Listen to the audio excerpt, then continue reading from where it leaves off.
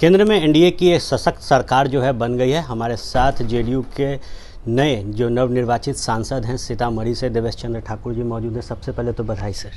बहुत बहुत धन्यवाद। एक फैक्टर की बात की जा रही थी कि नीतीश फैक्टर नहीं है, एक बड़ी जीत, तो क्या नीतीश फैक्टर कायम है सर बिहार में? नीतीश फैक्टर ही है जो राष्ट्रीय जनतांत्रिक गठबंधन को बिहार में इतनी ज़्यादा सफलता मिली। नहीं रहते तो हर आदमी बोल रहा है ये बात, आप चले जाएं कहीं गांव गमाई में, कि अगर नीतीश जी नहीं रहते इस गठबंधन के साथ तो गठबंधन जो पूरे देश में थोड़ा कम हुआ है उसकी और हालत ख़राब होती। जब देश में अब एनडीए की सरकार है, इसका कितना फ़ायदा बिहार और देश को होगा? निश्चित रूप से होगा। विकास तो किया ही है नरेंद्र मोदी जी ने, इसमें कोई शक नहीं है। बिहार को भी फ़ायदा होगा। अब तो हम सरकार में साथ में हैं, हमारी मांगें हैं, विशेष राज्य के दर्जा का मांग है, विशेष पैकेज का मांग है।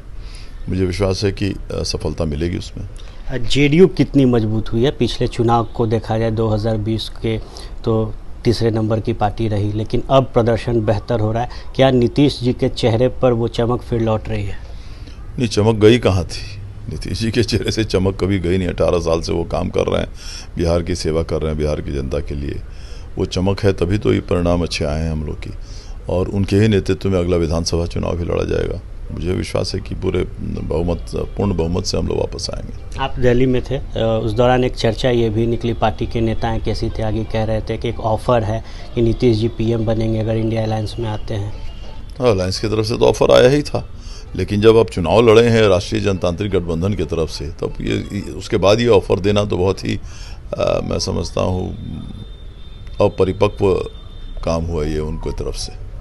एक आखिरी सवाल सर, सीतामढ़ी के लिए अब आगे क्या कुछ होगा, बिहार के लिए क्या कुछ होगा? नहीं, बिहार के लिए तो हम लोग का मांग है विशेष राज्य के दर्जा या विशेष पैकेज। मुझे विश्वास है वो मिलेगा।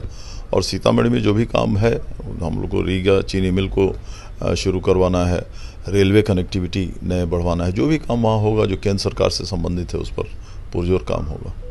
केंद्र सरकार से जो समर्थन है वो बिहार को मिलेगा और आगे विकास की जो धारा है बिहार में वो तेज होगी। आर्यन आनंद, एबीपी न्यूज़, पटना।